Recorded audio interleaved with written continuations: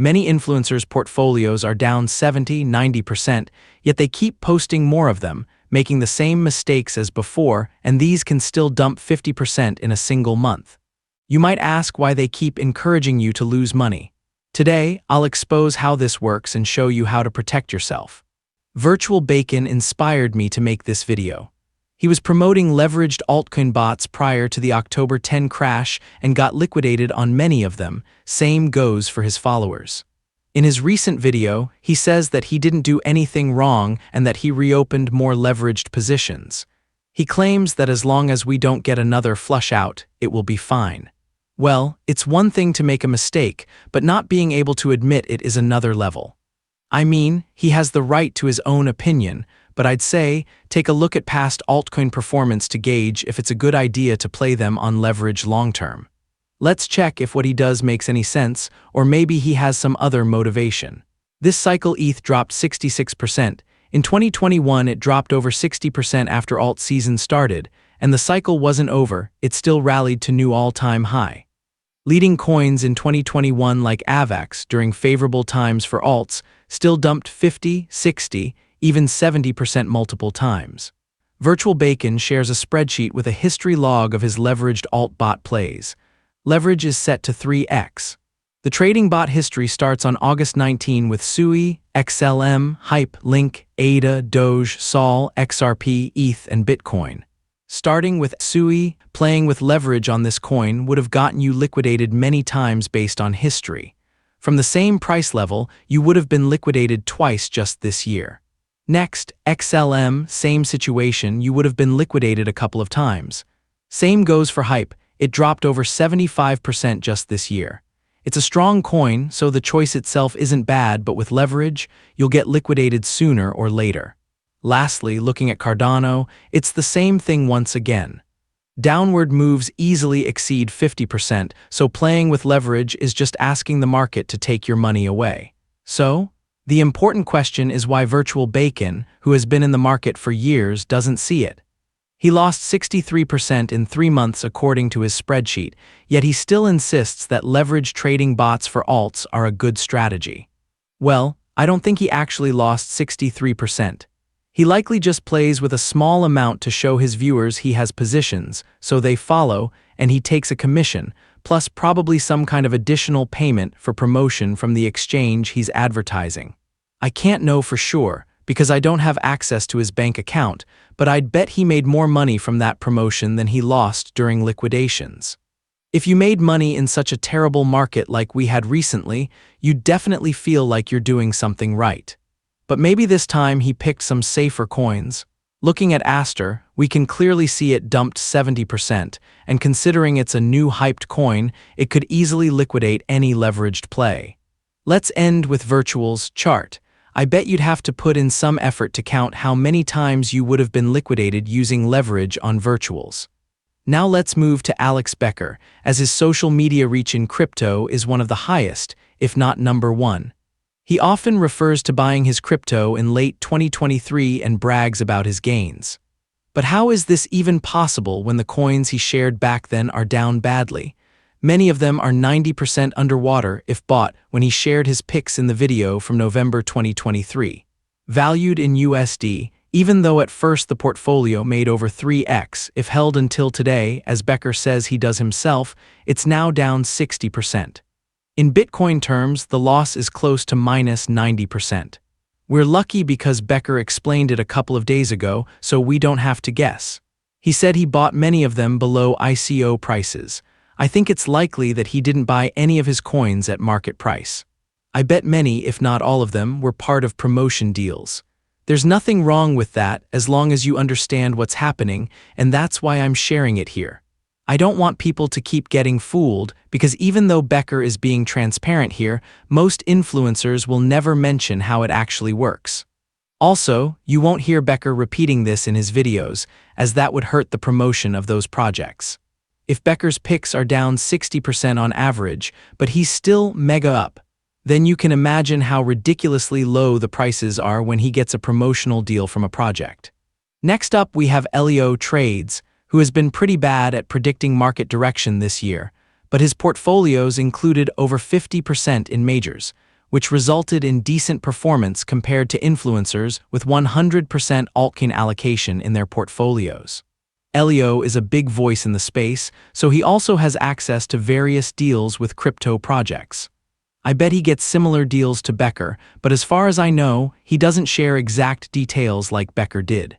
However, he does share a document where he discloses all his significant positions or projects he's advising for. Look how many positions he has. Still, that's far fewer than Becker since he's invested across gaming, AI, and RWA, with many positions in each category. Here's the answer to why influencers always have so many coins in their portfolios, even though it doesn't make any sense and never works.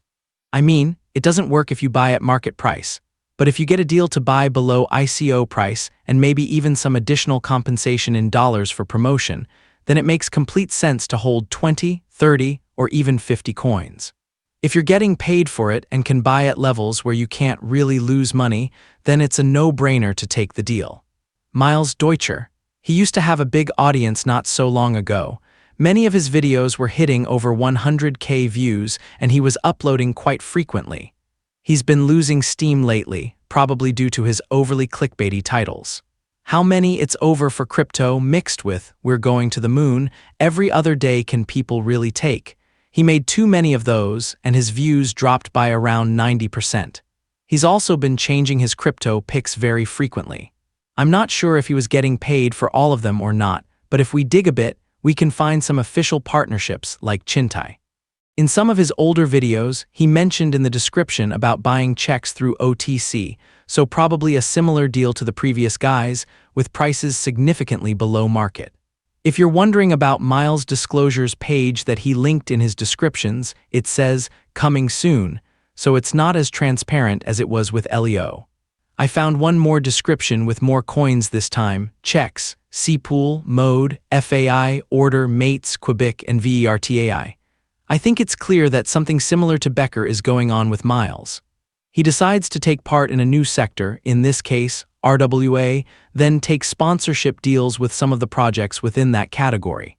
You have to remember that because of this, he's not necessarily selecting the best projects, even if he wants to, since he has to pick from projects willing to pay him. How much that affects his takes on the market, only he knows. I just advise being careful and always looking for signs of financial incentive. Next up, we have Crypto Banter's Ran, who hosts one of the most popular daily crypto live shows. He mentions a lot of coins in his shows and presents different perspectives on the market. For example, he shared data for revenue-generating protocols in one of his recent streams. Is he getting paid for every single coin he mentions? I doubt it. I think what's happening here is that he has researchers who prepare interesting data for him. He attracts viewers with his personality and well-prepared updates, providing interesting perspectives. The views are high for a daily show, you can't argue with that. As a result, he gets sponsorship deals as various crypto projects and firms want exposure to his audience. I've definitely heard him mention that the show is sponsored, so it's not a secret. What you have to realize about Crypto Banter is that it's entertainment. The focus is on grabbing your attention, being engaging and sparking emotion so you keep watching, not necessarily on helping you make money. The sad truth about actually making it in crypto or in general is that it's boring. Can you make something out of the information shared in Crypto Banter's shows? I'm not sure, I won't say you can't, but you'd have to do your own research far beyond what's shared there. That I can say. When something is featured on the most popular show in crypto, it's likely that most people already know about it. There's no edge in getting that kind of information, but it can still be useful as confirmation of a broader trend. The hard part is determining whether a trend being featured on Banter's show signals the end of that trend or that it's just getting started. Jung. In terms of YouTube views, he used to have some of the highest numbers, reaching over 1 million per video. As of now, he's lost a lot of that viewership, but he's still one of the biggest names in the space. His channel is a good way to gauge whether the so-called normies are interested in crypto, mainly because his video production quality is high and really effective at keeping the attention of average viewers. What he's also been doing is disappearing when the market is struggling. He only shares videos when interest is high. He did this both this year and last year. He didn't publish any videos near the August 2024 lows. What does that tell you? I think it's as clear as it gets. He doesn't really care to share his views when it matters most, when you can actually make money investing in crypto. That being said, does it really matter if he cares or not? Probably not. Most big influencers don't. When it comes to his picks, the portfolios he's shared have actually been among the better performing ones. He's had some interesting picks that outperformed after he shared them publicly, but he's also been guilty of shilling projects after massive rallies, likely helping his audience become exit liquidity. Murad became widely known after sharing his memecoin supercycle thesis at token 2049 in September 2024. After his convincing presentation, everyone in crypto heard about the memecoin supercycle. His top 10 memecoin list was being shared everywhere. All these picks started doing well, but what happened after the market collapsed in early 2025? Most of his picks lost momentum and were quickly forgotten. Murad himself started focusing more and more on SBX 6900, which has been his #1 pick. From time to time, he mentioned some other coins, but right now, he's almost entirely focused on SBX 6900. Is that something bad? Not really. If someone bought Murad's list when he shared it in September 2024, that person is doing well. Even though SBX was only one of 10 coins, its performance was so strong that it carried the entire portfolio, even when valued in Bitcoin. 10xing your Bitcoin in a month, which happened right after Murad shared his list, is usually a time to take some profits. But even if you didn't, as of today, you'd still have more than 3 times more Bitcoin. In USD terms, the portfolio is still up around 6.5x. But if someone bought anything else from the list besides SBX after the pump already happened, it probably didn't turn out well.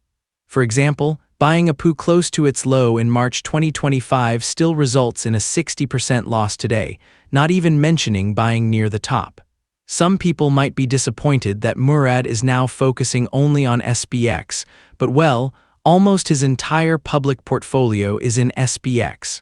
He clearly has a financial incentive to keep promoting it. He's chosen a different path than most other influencers.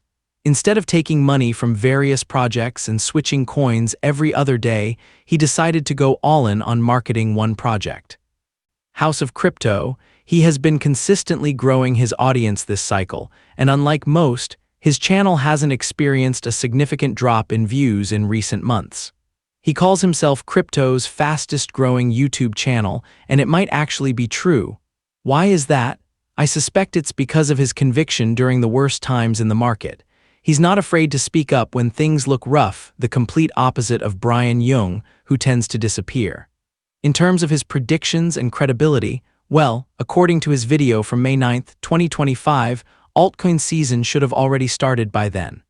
When it comes to his picks, he has a lot of referral links in his video descriptions, but I didn't find any mentions of him being an advisor or OTC investor like in Miles' case. I also don't remember him being involved in any shilling at the top, quite the opposite. He often warns against buying the tops and shares his levels of interest for potential buys. Maybe that's why he's been gaining so much traction with his views, while many other influencers took easy money for shilling and made their audiences exit liquidity. But still, be careful. Even though he speaks with confidence about his altcoin season thesis and other market ideas, it doesn't mean he knows the future. He doesn't. It's always better to consider multiple scenarios. I hope after seeing all these influencer examples, you're convinced that you should have your guard up. When someone shares their picks, especially big influencers, you never know if it's their genuine opinion or if they got paid to promote those projects. They can always start over with a new strategy, a new portfolio, or new partnerships. The truth is, they don't even have to be fully invested in crypto, and if they are, they can just stick with Bitcoin or coins they can acquire at ICO or below ICO prices. If they buy at an 80–90% discount with some obligation to promote, they have minimal risk and a huge upside on altcoins. At worst, they can take their initial out and keep the free money in play. The only way they can really lose is if they buy into a project that instantly rug pulls, but if you're paying influencers, that's usually not the plan. You'd rather wait for their promotion, sell some coins, and then consider exiting. When this happens, the audience is left holding worthless coins. A clear example is OPSEC, which was promoted by Becker. It went down 99.94% since one of his videos featuring it was released. Of course, it's impossible for Becker to predict the future of every project, but even if he lost some money on one or two, he's still mega up overall, as he said himself. So, how can you be in a similar position? The easiest and most reliable way so far has been to accumulate Bitcoin during bear markets and only move some of the profits into altcoins later in the cycle. That way, you can take on more risk with alts if you want, but the worst-case scenario is earning less, not losing everything. Even if you enter alts at the wrong time, your Bitcoin position still keeps the portfolio in profit. By the way, if you're interested in my take on Bitcoin's top this cycle, check out my latest newsletter post, link in the description. That's all for today, see you in the next one.